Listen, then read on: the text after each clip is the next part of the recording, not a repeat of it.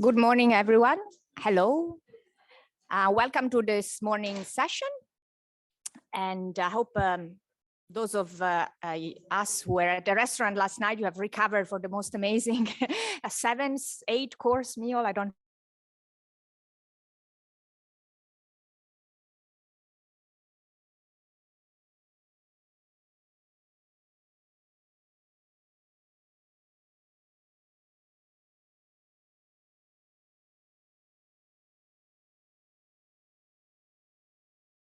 at the University of Cork, and she works in the philosophy of emotion and moral psychology. And she's going to present a paper that is co-authored with Dan Zahavi, who is professor of philosophy here at the University of Copenhagen and the director of the Center for Subjectivity Research. And his main expertise is phenomenology, philosophy of mind, and it's an honor to have them. And so please, Alba, the floor is yours. Thank you so much. Can you hear me well? Great. Yeah, I just want to start by thanking you for being here and thanking Luna and Alice and all the organizers for putting this together. Okay, so the work that I'm going to present to you today is quite different from what we've been hearing yesterday, in part because it's purely philosophical. It's, as Giovanna was saying, based on work that Dan and I did some years ago when I was a postdoc.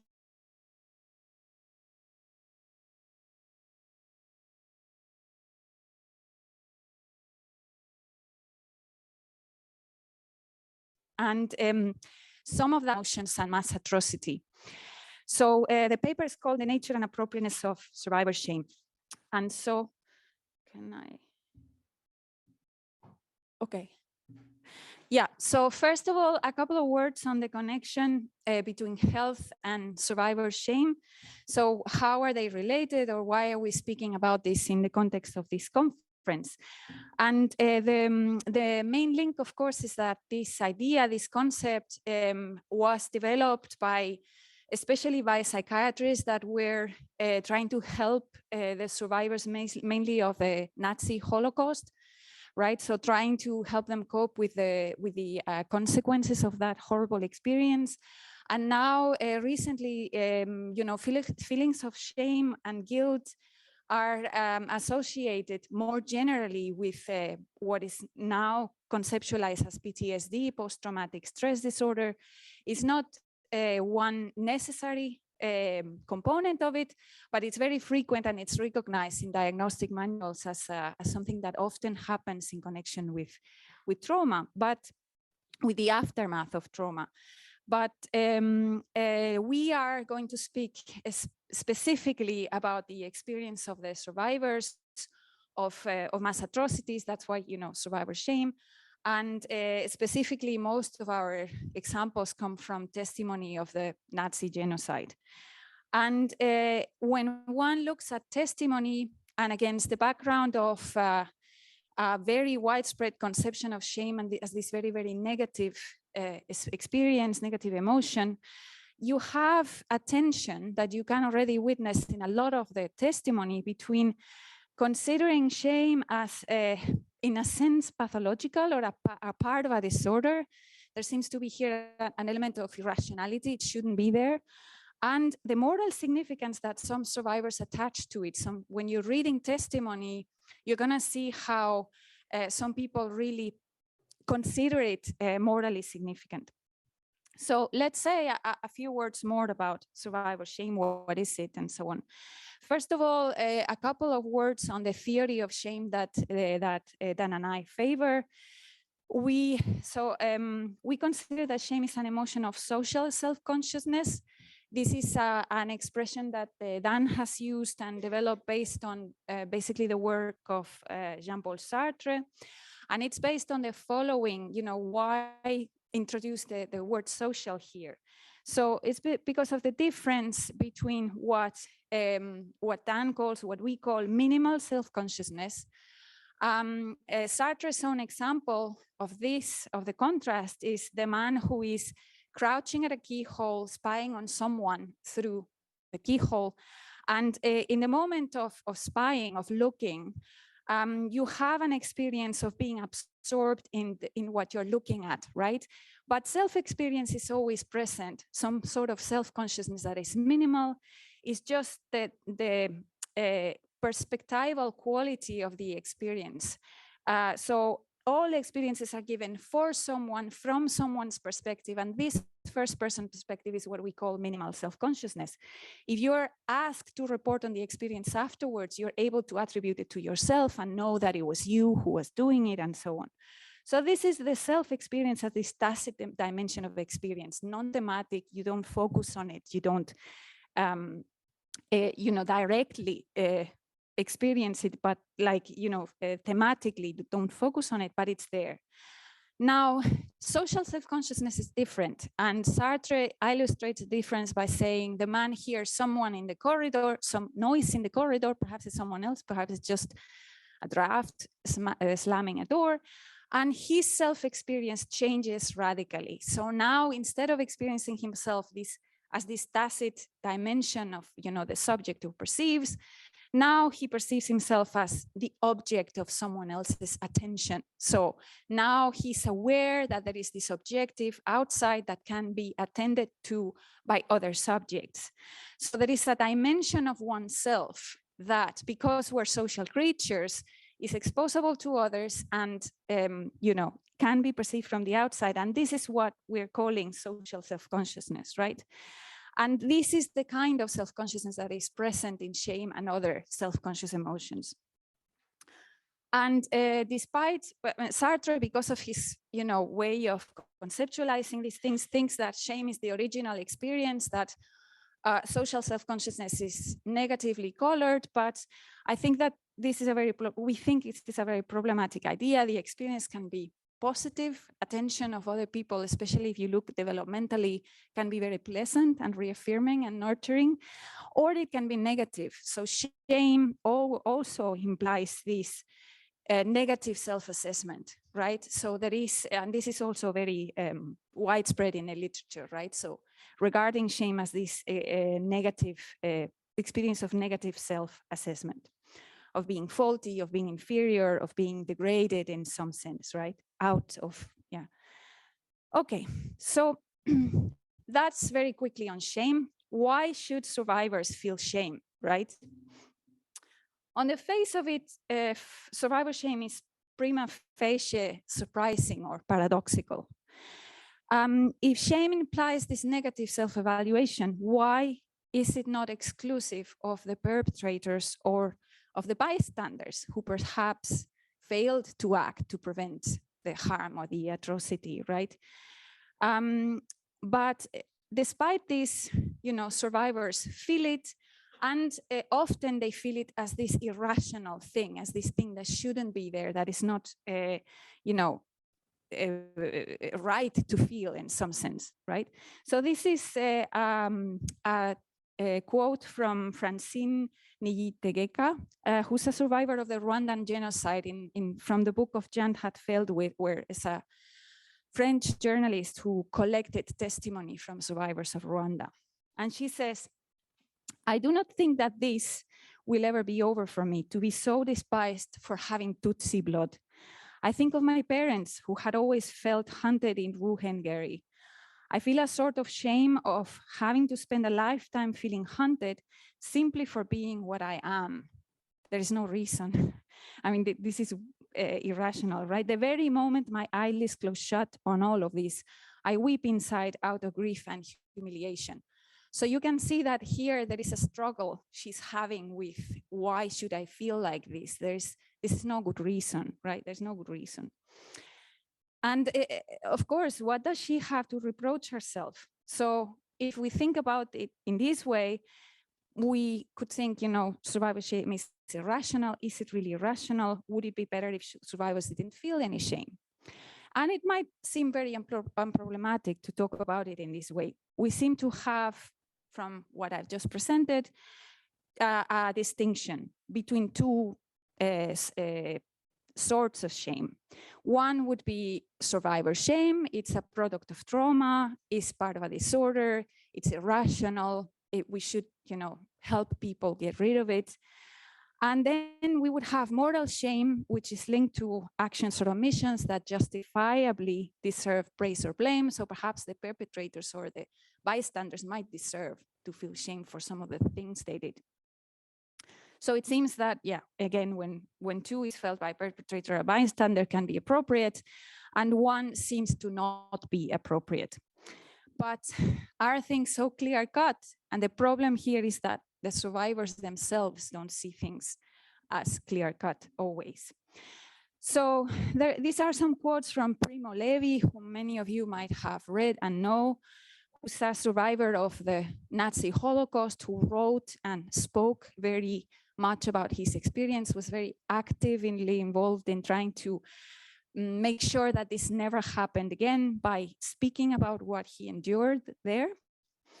And the book we're quoting from is one of the last he published. It's called The Drowned and the Saved, where he does a lot of work, both of remembering and analyzing his experiences. And here he's describing the feelings of the prisoners in Auschwitz after being forced to witness the hanging of a fellow prisoner who had collaborated in the successful attempt to blow up one of the Birkenau crematoriums. And just before being hanged in front of all the other prisoners in Auschwitz, the executed one shouted, "Kameraden, ich bin der Letzte," comrades, I am the last one. And this is how Levi, years afterwards, describes his feelings.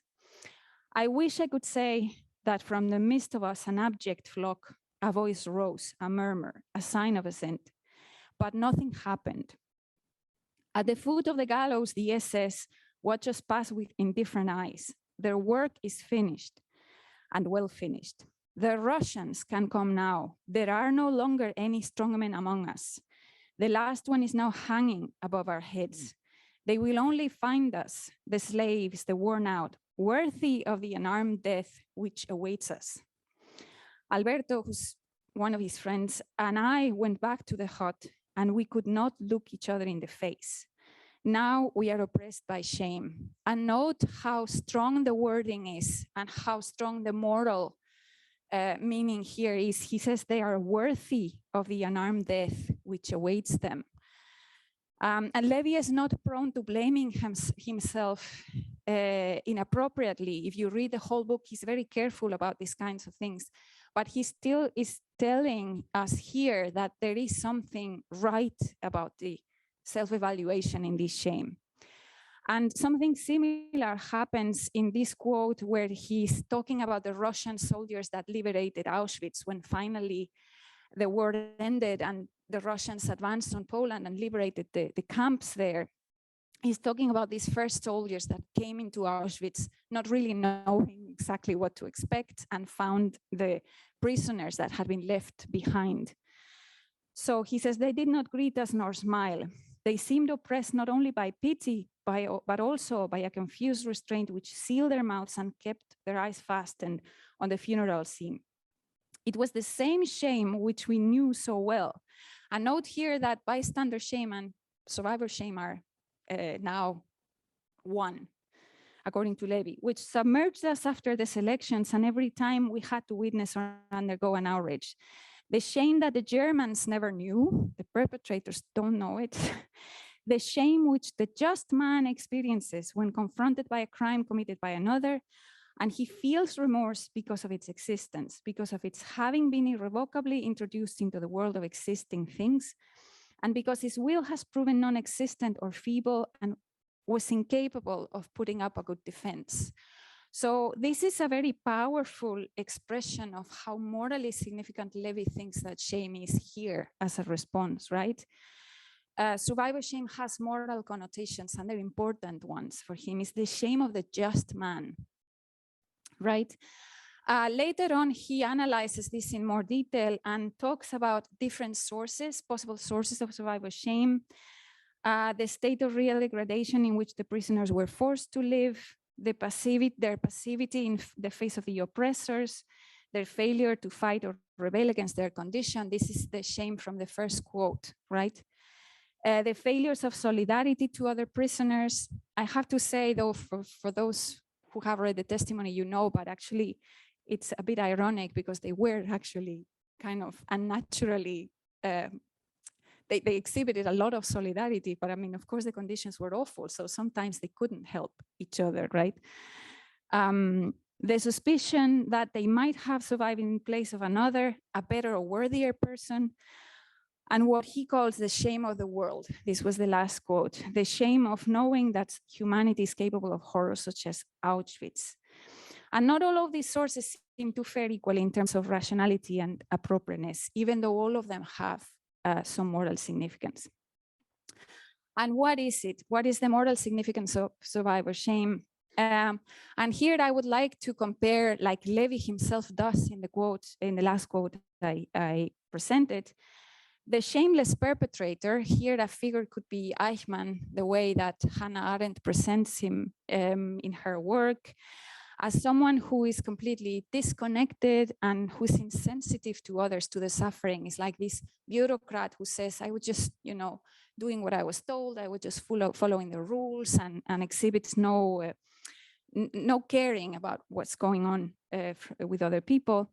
And the ashamed victim, Primo Levi, who is connected to others and to a world of value, and who's sensitive to his own dignity and to the dignity of other people.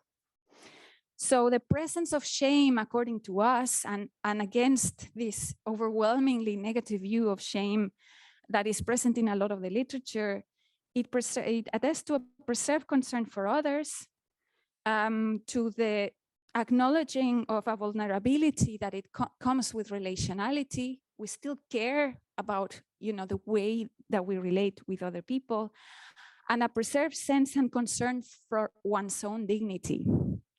And on this last point, we would like to bring up Robin Dillon's paper on how to lose your self-respect, where she analyzes various figures of how people can fail to respect themselves. One of the figures is the ashamed that perhaps might have lost or have a diminished self-respect or injured self-respect in some way, but standards are still present. And one of the figures she presents is the sheet eater, which is a form of shamelessness, right? The sheet eater, by contrast, views no behavior of his as degrading, beneath him, or unforgivable. There is nothing he won't do, no shit he won't eat in order to achieve his ends. Or perhaps he just drifts along, gobbling whatever comes his way. He lacks a particular sort of standard. He has no bottom line, no personal point of no return, the crossing of which amounts to deep self-betrayal and a kind of self-destruction. So it is shamelessness and not shame, which means an erasure of morality and a concern for other people. But after all of this we've said, does this mean that survivor shame is a good thing? It's something that survivors should feel, that is morally required in some sense. Well, that also seems to go the wrong way about it, right? So in order to try to disentangle this a little bit more, because our aim is to do justice to the moral significance of survivor shame, like others have done before us, among them Phil, while preserving the sense that it is a part of a disorder and thus problematic in some sense. So that includes some kind of underserved self-criticism or excessive suffering or something like this, right? And to that end, we have worked on some distinctions and conceptual tools. The first one, I'm not going to go into all of them at length. So it was the distinction between humiliation and shame. The idea that some of these experiences are actually experiences of humiliation. In humiliation, one sort of feels the blow to yourself, to your identity that is coming from the outside. Humiliation requires a humiliating other that is attacking you in some sense with actions or omissions. Omissions can also be humiliating. And so there is a focus on the unjust other, on the other that is aggressive, that's doing something I don't deserve. And I feel the blow that they are trying to diminish me, but you have this resistance, whereas in shame, the self-evaluation is more sort of accepted by the subject. Of course, these experiences can sort of slide from one into the other.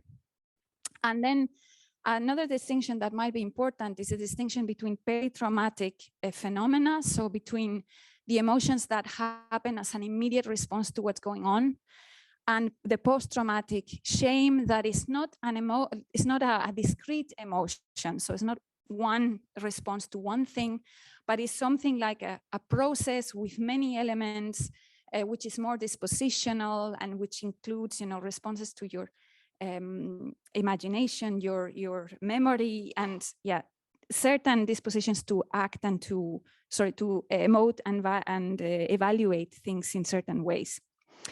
And then the one thing that we're going to focus here are the dimensions of emotional appropriateness, which we think can help a little bit here to retain both senses, the sense of the disorder and the sense of the moral significance simultaneously. So what we want to do here is use a distinction that has been widely now acknowledged and cited in philosophical work on moral psychology, but Justin Darms and Daniel Jacobson, who want to distinguish different forms in which we evaluate the appropriateness of emotions. And their main point is that we have to distinguish these first three. So the first one is fittingness. And fittingness, according to them, is a question of whether the emotion is kind of representationally correct, whether the situation is really the way in which the emotion presents it.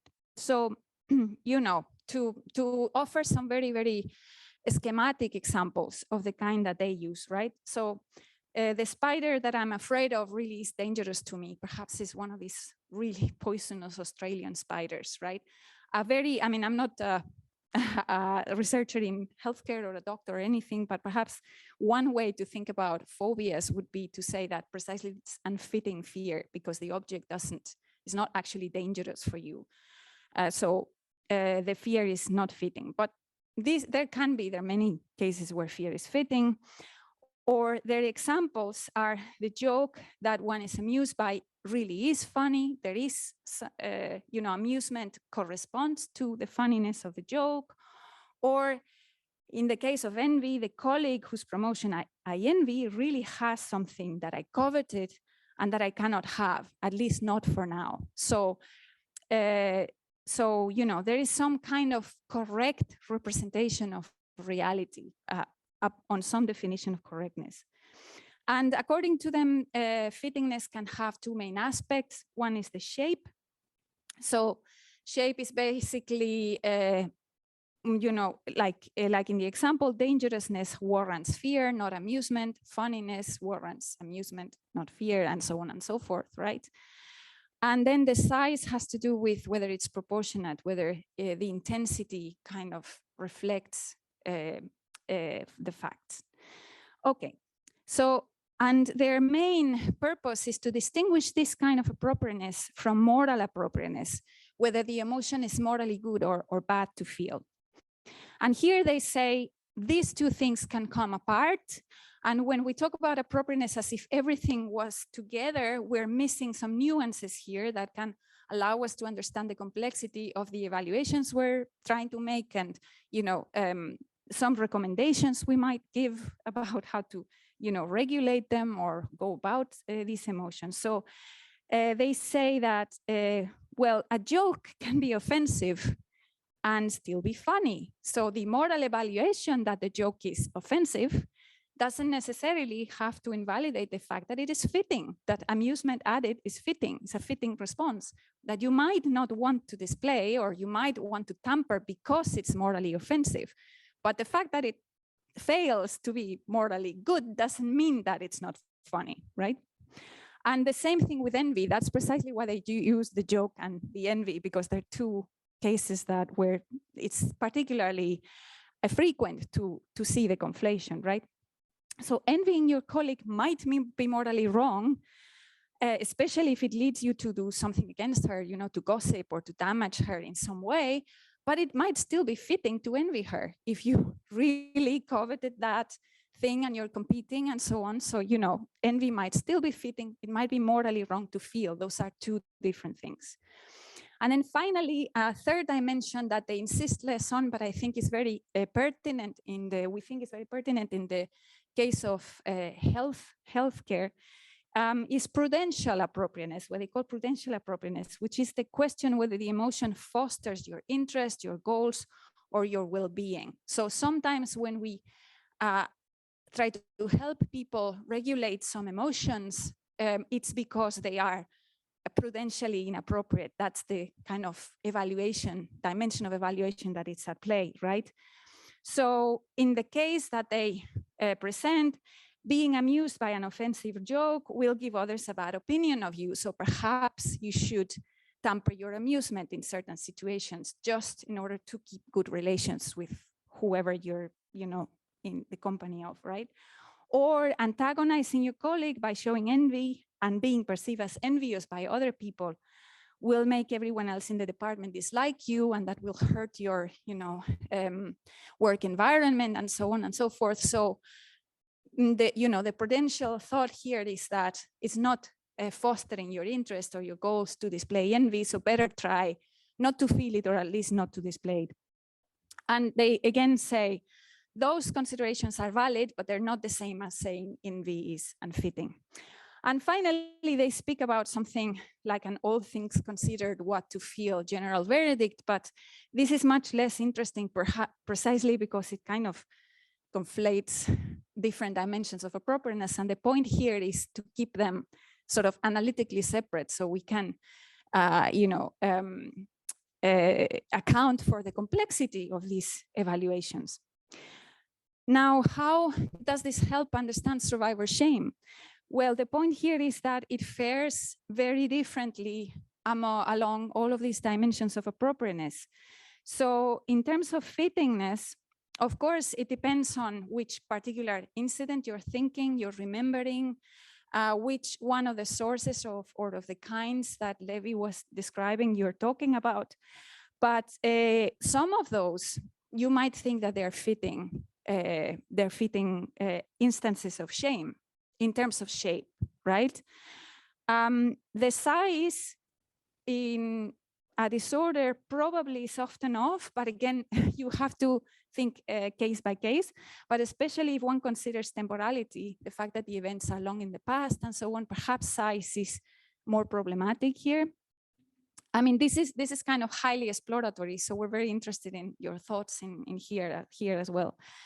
Now, in terms of moral appropriateness, again, you will have to give a different answer depending on the source of that shame. So if you're thinking about soiling yourself out of fear, that's not the same as stealing food from other inmates, and it's not the same as the shame of the world, the shame that things such as Auschwitz are possible, right? So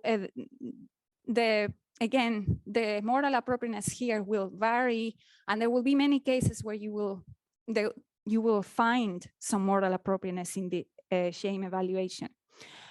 Perhaps prudential is the one where we're most comfortable saying that survivor shame is inappropriate along this dimension, that it's not helping anybody's. It doesn't serve any clear function, it doesn't serve any clear goals, and it's definitely not fostering the well-being of the person who experiences it. So perhaps we could comfortably say that here it's the dimension that is most problematic. And then all things considered verdict is a very complicated matter, right? We don't want to sort of give a clear answer here. Partly because, is one more virtuous if you feel it or if you don't? And if you think about virtue, is the virtuous sage still human, or is it an angelic ideal that we should discard because it's completely unrealistic? But in any case, I think we think that this kind of taxonomy can help us make sense of something like what Levi was describing, or something like this quote from Bauman, which is very powerful in expressing these different dimensions, right? So he says, the issue is not whether those who survive collectively, fighters who on occasion could not but be bystanders who on occasion could not but fear to become victims, should feel ashamed, or whether they should feel proud of themselves. The choice is not between shame and pride. The choice is between the pride of morally purifying shame and the shame of morally devastating pride. I am not sure how I would react to a stranger knocking on my door and asking me to sacrifice myself and my family to save his life. I have been spared such a choice. I am sure, however, that had I refused shelter, I would be fully able to justify to others and to myself that counting the number of lives saved and lost, turning the stranger away was an entirely rational decision. I am also sure that I would feel that unreasonable, illogical, yet all too human shame. And yet I am sure as well that were it not for this feeling of shame, my decision to turn away the stranger would go on corrupting me till the end of my days. Right, so finally, just remains a couple of words on why would we want to do this work of distinguishing the dimensions.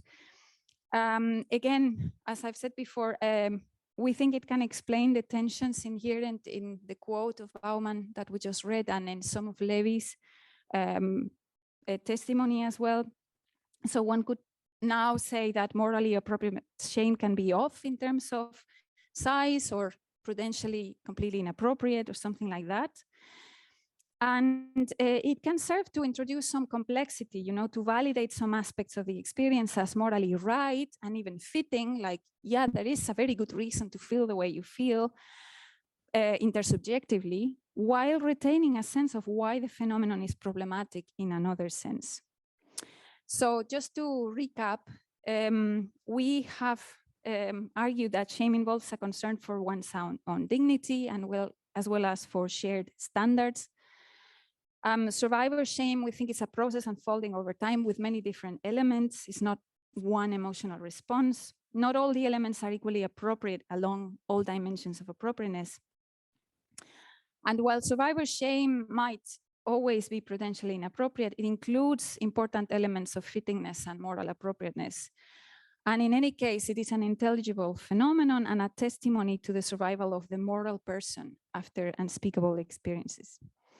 So this is it for now. Thank you.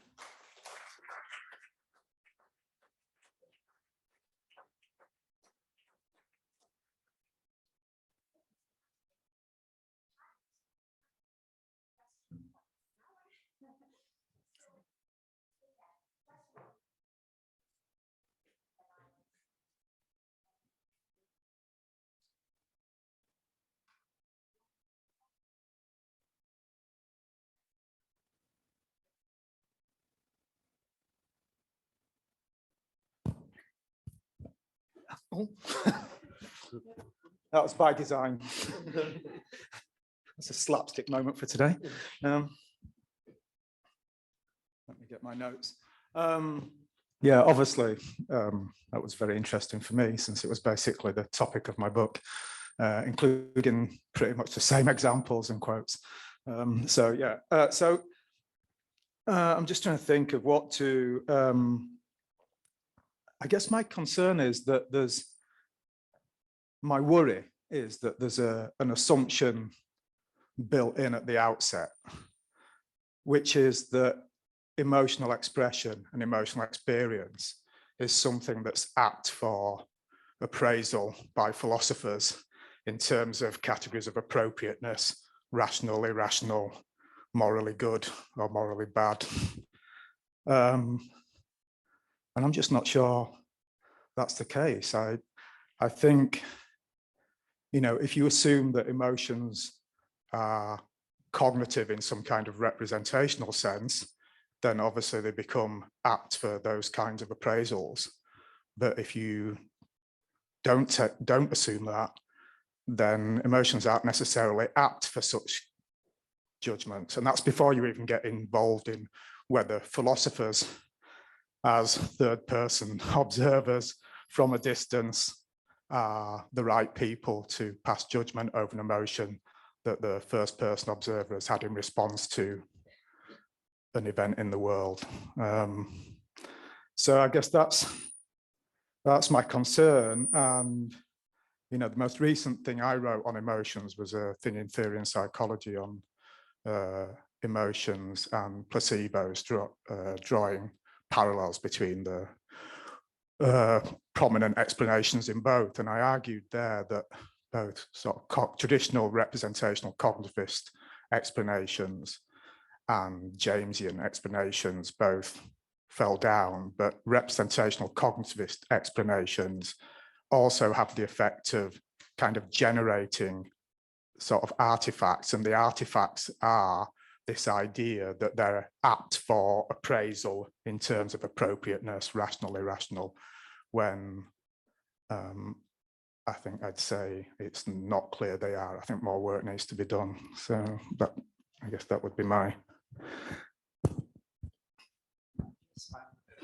I'm a little bit unsure exactly what to say, because I think there's one discussion one could have would be concerning representationalism, and even though we were using the term, I don't think either of us are representationalists in a specific sense of the word, but I do think that we would insist that emotions are intentional, that they are world directed, and I hope we don't disagree about that part of it. We agree on that. So, but then I wonder, it just strikes me that it's very easy to come up with situations where people are displaying emotions or emotional reactions that are very surprising. I mean, what if extreme forms of jealousy that are, that just doesn't seem to make much sense. I mean, are you basically saying, we should never kind of? No, I mean, in this. Okay, no. Sorry, yeah. So in this sense, I mean, we share the same interest. This was basically the premise of the 2008 book, was some emotional expressions are prima facie puzzling, and and the starting point for me thinking I had something to say was that the puzzle isn't helped by reading philosophy of the emotions, right? So so what's the problem? And my conclusion was that the problem is that philosophers seem to think that what we need is a new philosophy of emotion or a new theory of the emotions. And actually we don't need that. What we need to do is pay attention to the expressions and try to embed the expressions in the context of the expression. And so Primo Levi's expressions of shame, can appear puzzling if you're viewing them through certain sorts of assumptions about what emotions are and what shame is. But if you embed them in the context and try and reconstruct them from the perspective he has, and I agree on the, I'm as surprised as you are probably that I'm accusing you of representationalism. I felt like you would be the last person I would be saying that about, but it seems to me that it's implicit in this idea that, if you're saying that, if your starting point is we're looking at the appropriateness or whether they're irrational, whether they're morally good, all terms that, you used, then that means you think they're apt for such sort of appraisals. And it's very difficult to understand how emotions can be apt for such sort of appraisals unless in sort of analytic terms, you see them as something akin to propositional attitudes or having representational content.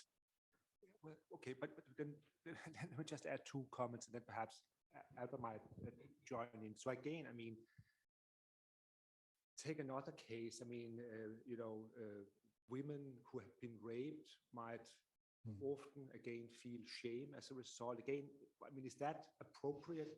I think it's again. We're so interested in the same things because this is another example that I've used in presentations as well.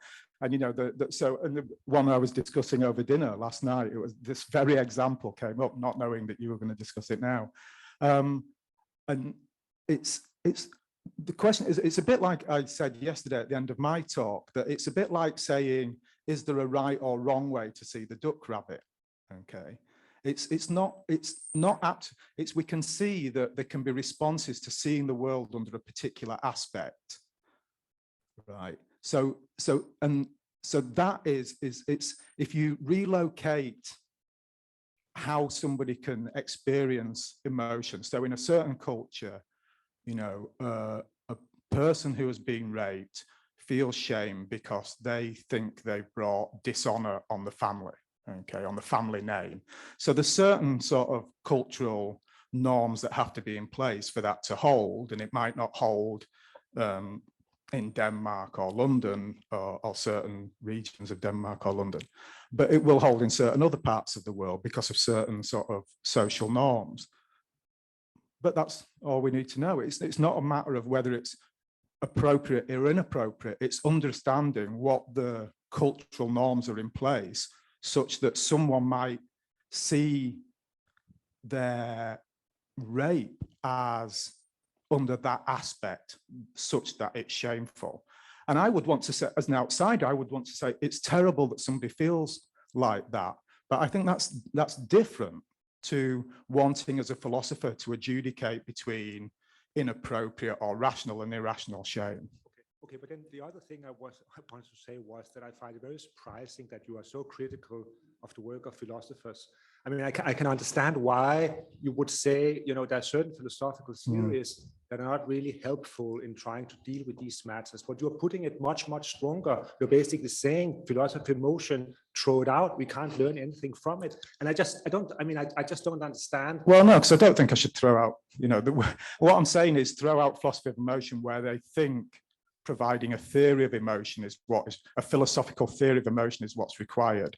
And it's not, I'm not the first person to say that. Cheshire Calhoun argued it in the 1980s. But again, perhaps it's going to be a splitting of word here, but I guess philosophers can do other things than providing fully fledged systematic accounts that supposedly are going to explain everything. I don't think that's what we were trying to do. The question is whether philosophical analysis can somehow help elucidate certain aspects that could potentially also be of relevance for other disciplines than philosophers. And again, I hope we don't disagree about that. I mean, no, of course. And that, as I say, that's what I set out, you know, explicitly set out to do in my book. But I think the process of clarification, you know, obviously I do it from a Wittgensteinian perspective. The process of a clarification is to look at the grammar of the expression in a context, see it as part of a particular language game in a larger form of life. And if the puzzles aren't dissolved then there might be a further question. But what I found in the book, looking at pretty much the same examples, was that you could render those examples intelligible and non-puzzling and not something you'd want to say was irrational by just analyzing the grammar in that way. So it's not that I'm saying you shouldn't be looking at this stuff as a philosopher. I looked at it. I just, my view is that one, we don't need another theory of emotions to solve this problem. And two, I have these misgivings, you know, but I'm welcome to hear, you know, you sort of allay my fears on that. I have these misgivings about these sorts of, this idea that as philosophers, we should be adjudicating on appropriateness and moral goodness of emotions. Well, I think that the last bit, we were trying to be careful. So these are some suggestions, but I think that the issue of appropriateness and the normativity, you know, whether the ways in which we assess emotional responses is not something exclusive to philosophers. I think it's happening everywhere. I mean, we educate our children in certain ways and teach them to self-regulate in certain ways. We, you know, we go to mental health professionals and there's some kind of assessment of whether what you're feeling is kind of functional or is it hurting too much. So there's some kind of normativity that is implicit in how we, you know, think about these things in the world. We don't think about emotions as something that is completely impervious to reason. We apply some standards. So I basically see myself when I do this work as more trying to clarify different ways in which we do these things. Maybe you're right that sometimes we sound as I want to be the judge of this matter and sort of give the final verdict. But I think this kind of work sort of gives some sort of clarity on things that are otherwise practices that we, not only philosophers, do. Perhaps we're especially prone to think about that kind of stuff. But I don't think it's exclusive to philosophy to think about emotions in this way. And I think philosophical work can help clarify what's going on in other places. And I actually think Levi himself does a lot of thinking that has that kind of, I mean, not all, of course, it's very, very complex, you know, as we all know very well, right? So yeah, I guess that's. We could obviously talk about this for ages. No, I'm just saying we could obviously talk about this for ages, so maybe we can pick it up. Obviously, I can't keep. Yeah, so the order, so let's go over there.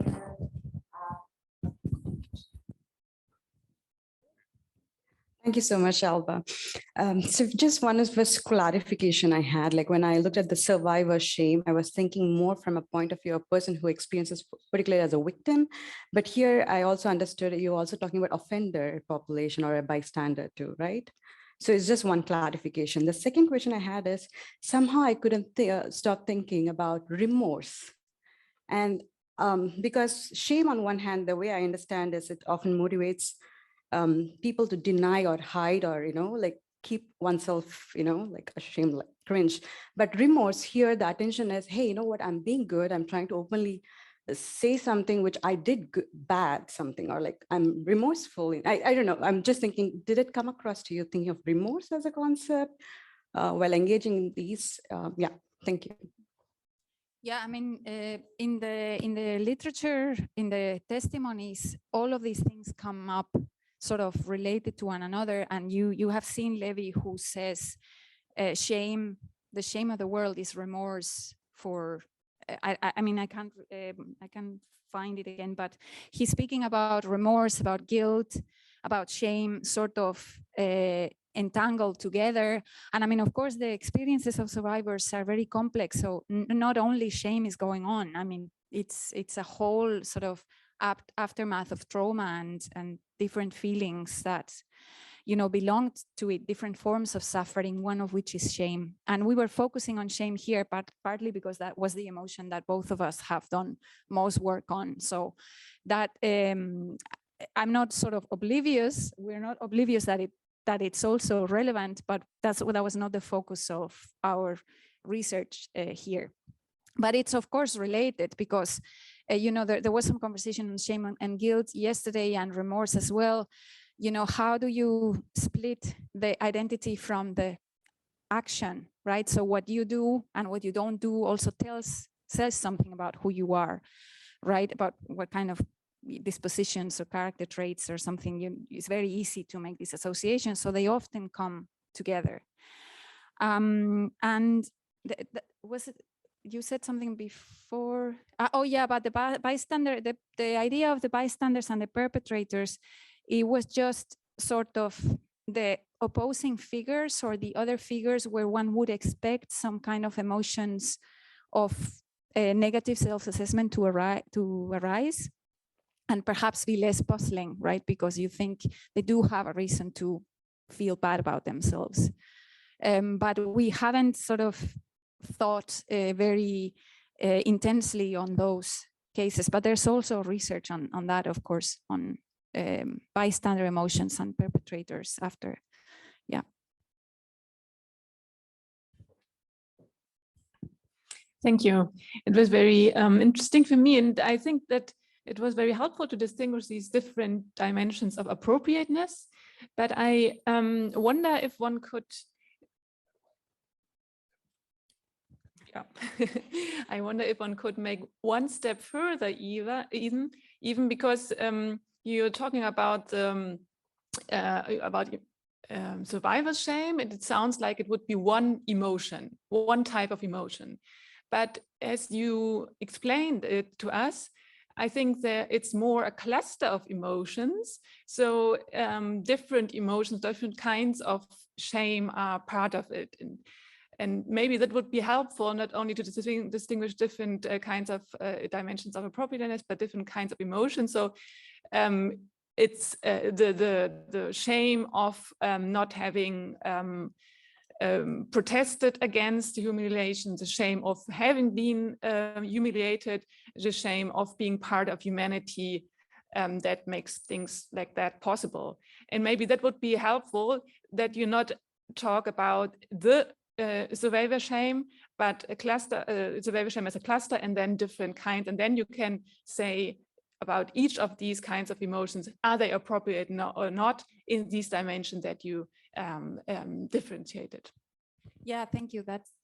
That's helpful, and it's kind of implied, sort of stated in the work, that we see it as a complex phenomenon and that not everything sort of would fare equally.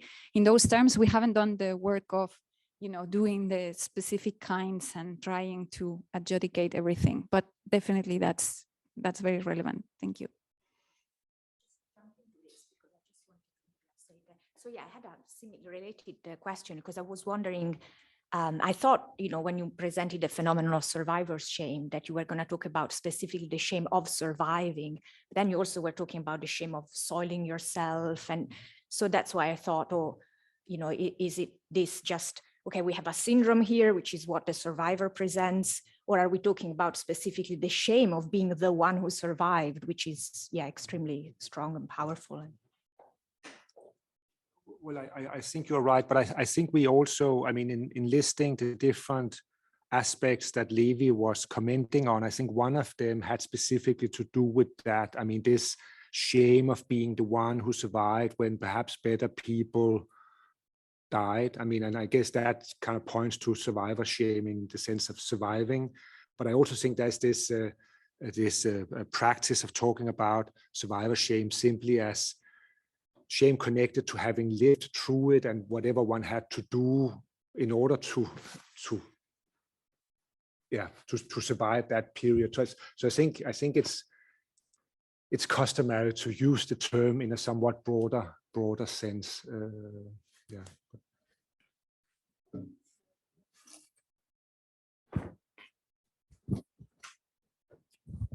Hi, thank you. Very quickly, I was wondering, because you made the point as much in your talk and in the paper, and I thought it was very relevant to make sure that we don't put survivor's shame all in a pathological category. However, throughout your analysis, you also made the point to say that the prudential appropriateness was the most clear-cut sort of category or understanding or norm of appropriateness in this scenario. And I was wondering if the pathology does not come back from the back door in this sense, because the prudential sense is what is negative for the well-being, and which also seems to imply in a sense that the pathological and the moral must be exclusively separated, which I wasn't sure if you don't mind perhaps elaborating on that. Thank you very much. Yes, so one thing we really didn't want to do is to suddenly say that this is not a disorder, to completely invalidate that idea. There is something here that is deeply troubling, that is really part of an experience of having been traumatized and working through it. So we don't want to suddenly be saying that survivors should feel this way, because this is the morally good way to feel. So I'm not worried to say that there is some kind of, that there is some mental health issue here that we don't want to deny. We just think that it's important to keep alive the sense in which is not completely sort of an irrational thing, a pain that is just hurting me, and that, that there is this effort, and there is this well-grounded effort to preserve the idea that, there is a moral sensitivity, that shame is a morally important thing to be able to feel, and that it testifies to the survival of the moral person, that they feel shame. So in that respect, we want to sort of validate, preserve that sense clearly in our account, but we don't want to get rid of the idea and to suddenly be perceived as recommending survivor shame as good. So definitely it's not a problem. The point is to preserve and it kind of explain the tension, a way of seeing where the tension is coming from, but to preserve the idea that there's a problematic element here, something that is,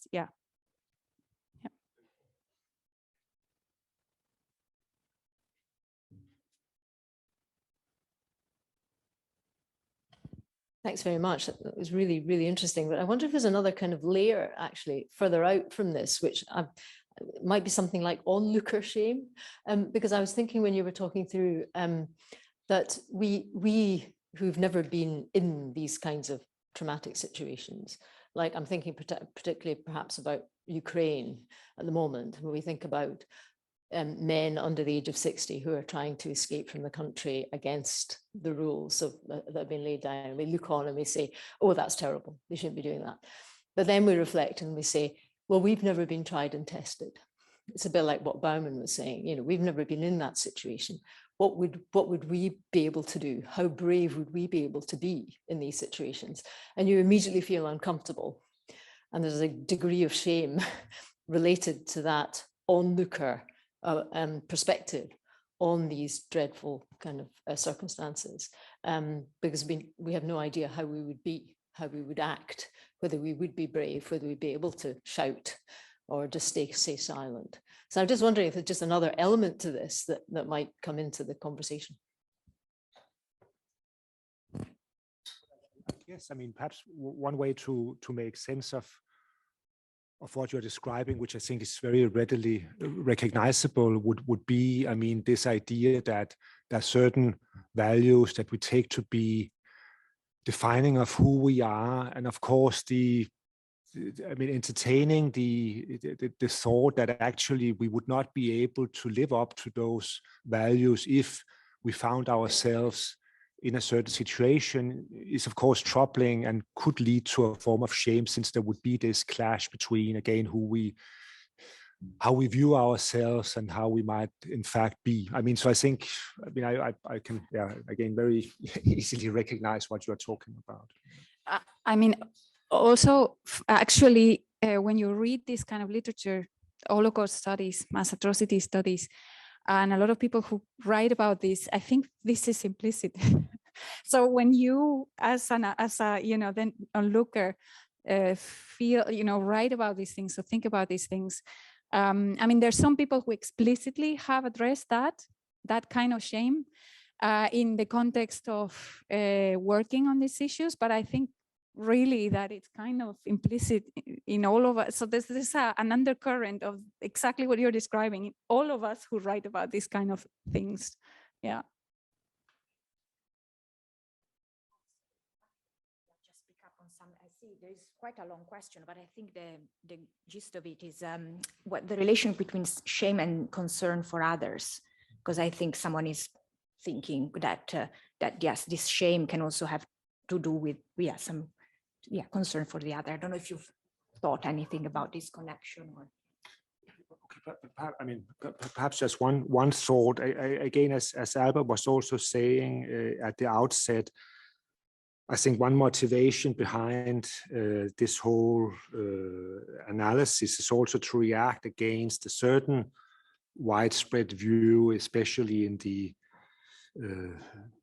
psychological literature, that really operates with this divide between guilt on the one hand, which is considered a socially beneficial emotion because it somehow links up with our need for restoring our relationship to others, and it's kind of also action guiding, where shame is then viewed as a very destructive, negative emotion that separates us from others, isolates us from others, and where sometimes one can read, I mean, almost this proposal that actually human life would be better if we could eradicate shame altogether. And I think what we would want to emphasize, and that perhaps also came up in the original very short discussion of how we view shame, namely as a form of social self-consciousness, that shame very much has to do with how we are in relationship to others, and that I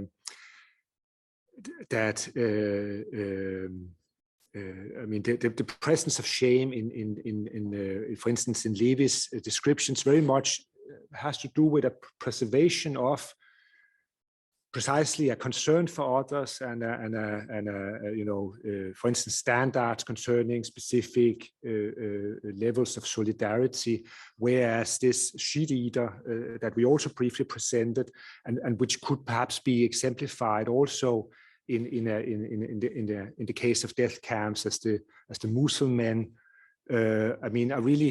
That's really where nothing matters anymore. Relationships to others doesn't matter anymore. So I think we would view precisely shame as an emotion that does testify to the continuing relevant significance of how others appraise us and what we might do for others. I mean, I hope that was somehow what the question concerned.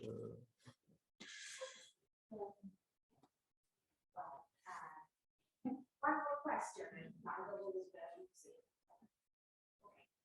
Thank you for an extremely interesting thought. And I think that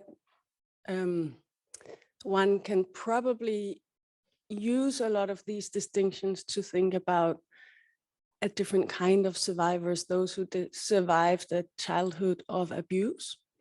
And I would like to just think about, I'm not sure if it works, but this idea, this philosophical idea of thinking about shame as a testimony to the survival of the moral person, that sort of notion has really strong therapeutic potential because it invites a curiosity and in a curiosity to investigate your own feelings of shame with a more